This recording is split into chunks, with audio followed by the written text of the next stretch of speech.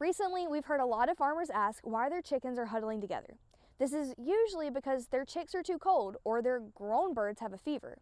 Let's go over why both of these situations happen and what you can do to stop them from huddling.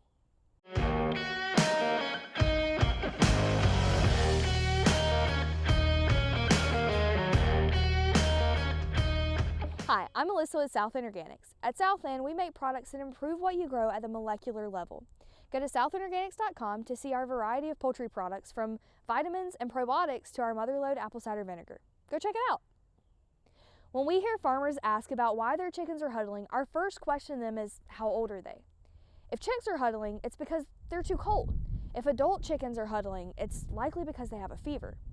But why do they huddle, and what can you do about it? Newly placed chicks rely on their grower for, well, everything. One of the most important things you can do for your chicks is keep them warm. For the first 2 weeks of their lives, chickens are what you call poikilotheria, which is a really big word that just means they cannot regulate their own temperature. This is the entire reason broiler chickens have a brooding period before their house temperature can be reduced for the rest of the grow out. Chicks this young are extremely responsive to changes in environmental temperature. Research has shown that even 1 degree of body temperature variation can cause stress, while prolonged chilling or heat stress can result in poor growth, poor feed conversion, and increased susceptibility to disease. These impacts aren't always short-lived either.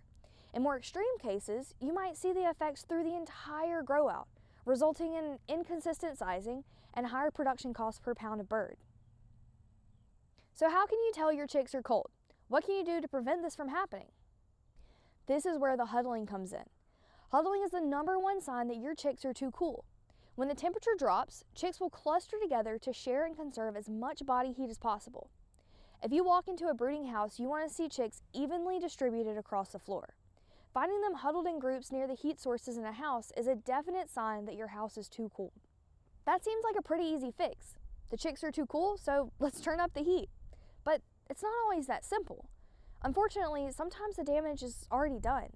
There are a couple of long-lasting effects to cold stress in chicks. During the initial temperature change, you might see an increase in feed consumption as the chicks burn extra calories to warm their bodies. This can impact your feed conversion for the entire grow out. Birds that undergo cold stress at a young age also have been shown to be more prone to intestinal diseases and ascites. Depending on the length of time the chicks spend huddling, they may also accumulate waste. This can lead to dermatitis as well as residual wet spots in your house. So what can you do to prevent these things from happening? First and foremost, follow the guidelines for brooding that match your house and your style of brooders. Temperatures and settings may vary based on the type of equipment you have, but years and years of research have given us the ability to optimize your housing and heat to support young chicks, so use it. If you aren't already, preheat your houses. This way, when chicks hit the ground, it's exactly how they like it without a lag period for heating. This is especially important during the winter months. If your chicks do experience a cold stress event for whatever reason, offer them some support to get back on track. Probiotics and vitamins can be a great way to encourage the systems that might have been compromised.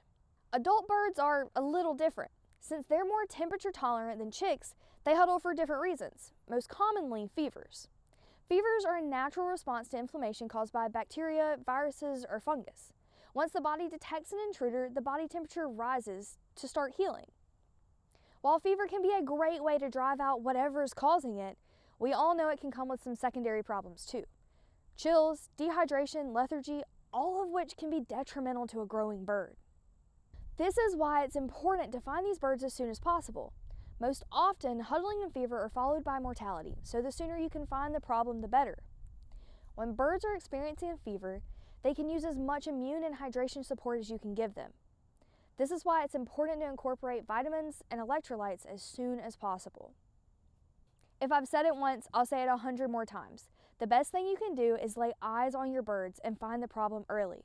The best piece of equipment on your farm is your shadow. Spend time in these houses, catch the problems like huddling early, correct them quickly, and you'll see a lot less of the long-term effects down the road. As always, thanks for watching. If you have any questions, you can reach us at success@southandorganics.com or by calling 800-608-3755. You can contact Alan at southandorganics.com for any questions about our products. Be sure to subscribe to our email newsletter and our YouTube channel so you're the first to know when we make more helpful videos for poultry farmers like you.